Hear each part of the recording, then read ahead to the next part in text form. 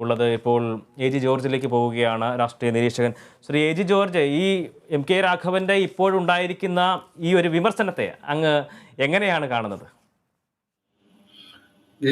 കോൺഗ്രസ് പാർട്ടിക്കകത്തെ ഏറ്റവും വലിയ ശത്രുക്കൾ എന്ന് പറയുന്നത് കോൺഗ്രസ്സുകാർ തന്നെയാണ്.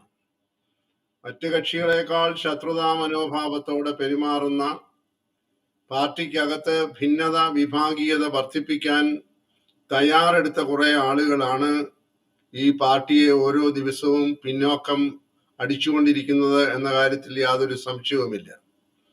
അതുകൊണ്ട് നമ്മൾ സാധാരണ പറയുന്നത് പോലെ കള്ളൻ കപ്പലിൽ തന്നെയാണ്. എനിക്ക് തോന്നുന്നത് മറ്റ് പ്രതിപക്ഷ കക്ഷികളൊക്കെ കുറെ കൂടെ മാർദ്ദവമുള്ള സമീപനമാണ് കോൺഗ്രസിനോട് സ്വീകരിക്കുന്നത്.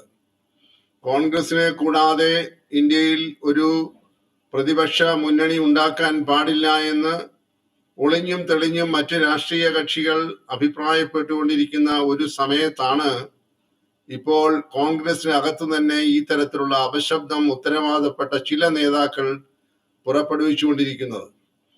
ഇപ്പോൾ എം കെ രാഘവനെ സംബന്ധിച്ചിടത്തോളം അദ്ദേഹം കുറച്ചു നാളുകളായി വേറിട്ട് സഞ്ചരിക്കാൻ ശ്രമിക്കുന്ന ഒരാളായിട്ടാണ് ഞാൻ കാണുന്നത്.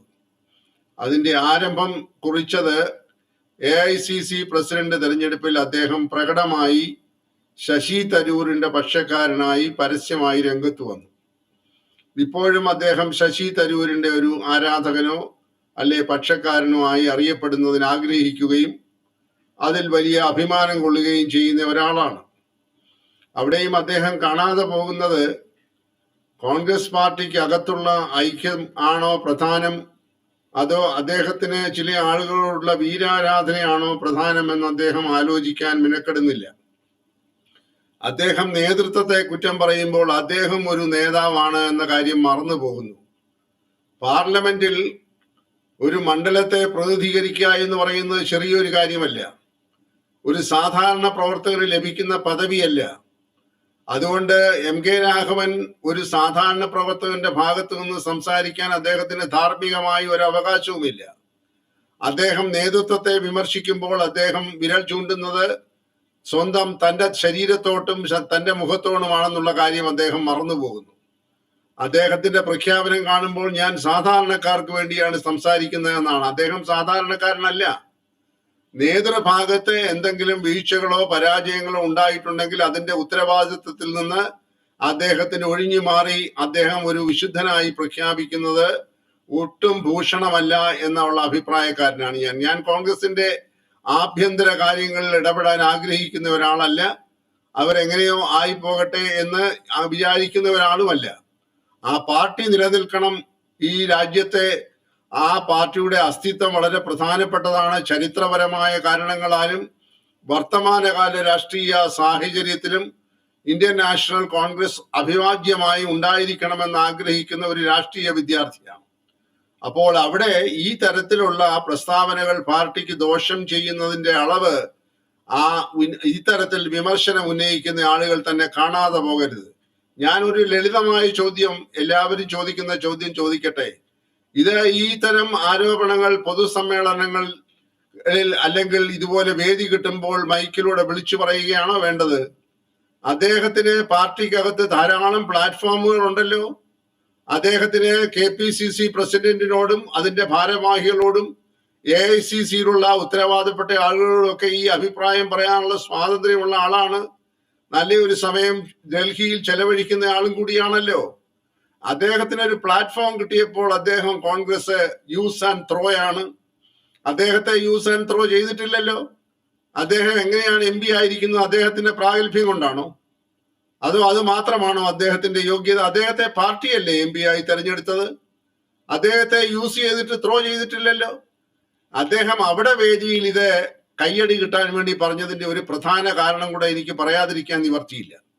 നാം എല്ലാവരും എക്കാലവും സ്നേഹിക്കുകയും അല്ലെങ്കിൽ കരുതുകയും ചെയ്യുന്ന അംഗീകൃതമായ നേതൃത്വമുള്ള, നേതൃത്വ പാഠവുമുള്ള, പല കാര്യങ്ങളിലും വ്യക്തമായ അഭിപ്രായമുള്ള, സ്വഭാവശുദ്ധിയുള്ള ശ്രീ VM സുധീരന്റെ സാന്നിധ്യമാണ്. അദ്ദേഹം VM സുധീരനെ നാടൻ ഭാഷയിൽ പറഞ്ഞാൽ സുഖിപ്പിക്കാൻ വേണ്ടിയാണ് ഈ പറയുന്ന അനുസ്മരണ സമ്മേളനത്തിൽ അദ്ദേഹം ഈ തരത്തിലൊരു പ്രസംഗം നടത്തിയത് എന്ന് പറയാൻ എനിക്ക് യാതൊരു മടിയുമില്ല.